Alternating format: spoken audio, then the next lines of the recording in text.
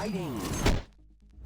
All right, guys, welcome back to the ALGS channel. Hope you guys are all doing well and having a great day so far. Not even sure where that came from. I forgot that I added these new transitions for my stream and I forgot to take it off, but we'll just roll with it. Honestly, there is not a lot to discuss in today's video. Normally, I start the video off by saying we got a lot to discuss and dive into, but there's only a few things in this one. Unfortunately, Apex News and Apex Legends Esports has been completely dry as of late. Not too much going on in the last couple of days, especially with a lot of the spread abroad teams. A lot of teams have not been playing in scrims, and of course a lot of teams have been over at TwitchCon, and then a lot of streamers have been there as well. So that's what we'll just basically discuss. We do have some news obviously to talk about, so like the video, subscribe to the channel. I'm not going to make this video longer than what it needs to be. Honestly, we'll just kind of keep it realistic. There's not much news, so there's not going to be a long video, but we will keep you up to date with what's here. Without further ado, let's dive into this. First thing I want to mention, Twitch Rivals obviously just took place yesterday, and you did have Rogue win, Nocturnal win, and Noob King. Obviously, all three of these guys are well known. Rogue is a very good player that has played with ranked.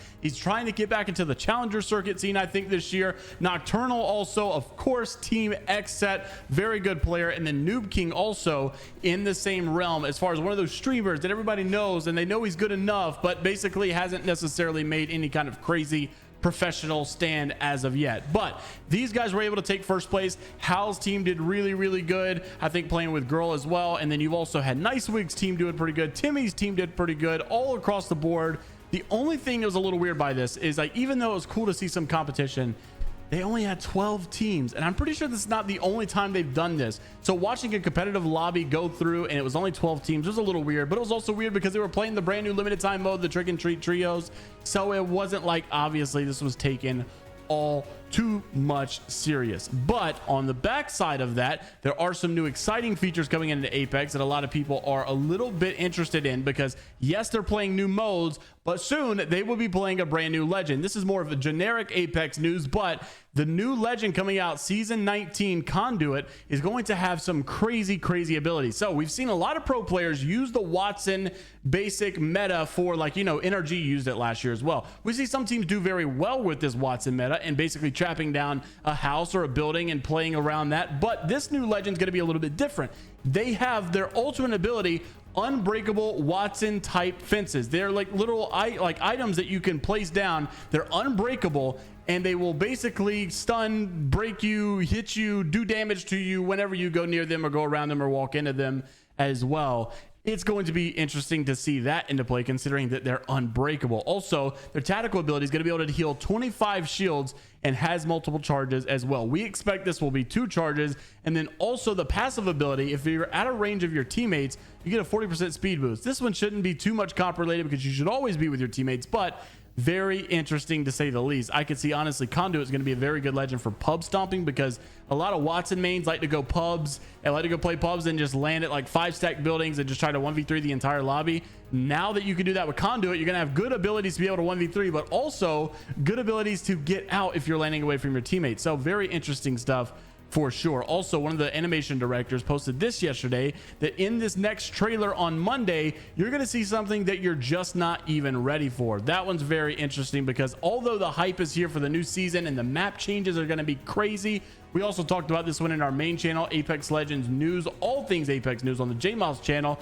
Big storm point changes coming. Basically, lightning rod is going to be yoinked out of there. You're going to have the wall yoinked out of there. You've got new POIs supposedly called pylon and amp station. Those could be changed, but storm point in general is getting a massive makeover. It's more than a town takeover. It is a big update, probably the biggest map update that we've seen. And of course, this is obviously the best map in ALGS right now. So of course, everybody's watching this. Everybody's got eyes on this, wondering what Respawn is going to do. Now, despite all of that good news, despite all of that hype, this came out yesterday, and this one's a little unfortunate. So Versus GG has announced yesterday that they would basically be now doing the regional finals broadcast for ALGS, not only for the EMEA scene, but also going into the North American scene. And what's weird about this is you had applications come out for new casters, And this is where people started to get frustrated once again. So Versus announced, we're proud to announce once again that we've partnered with Apex, right? You would think that partnering with Apex,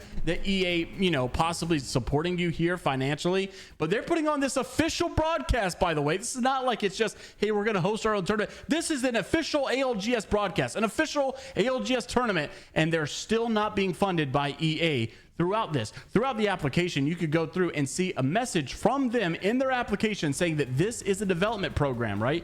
They are saying that this is basically an opportunity for emerging talent in the Apex scene. Tier 2 Apex productions, sadly, are not financially supported by EA, and therefore our operations are on limited budget. So please keep this in mind when you submit your application. This is sad stuff to see, and of course a lot of Apex fans got a little upset. Even Jevy Media saying, you know, like, for the love of God, EA, start paying your talent, because Challenger Circuit is still a part of the official ALGS. This is kind of ridiculous that you're not financially supporting these broadcasting talents and these organizations that are putting in all of this money and effort.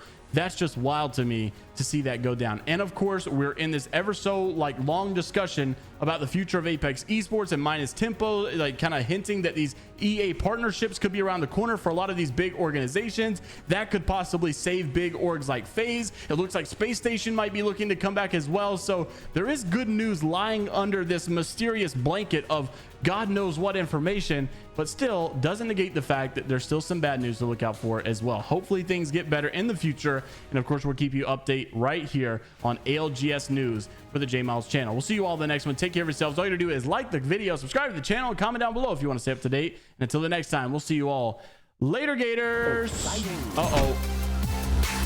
Gotta get that outro out.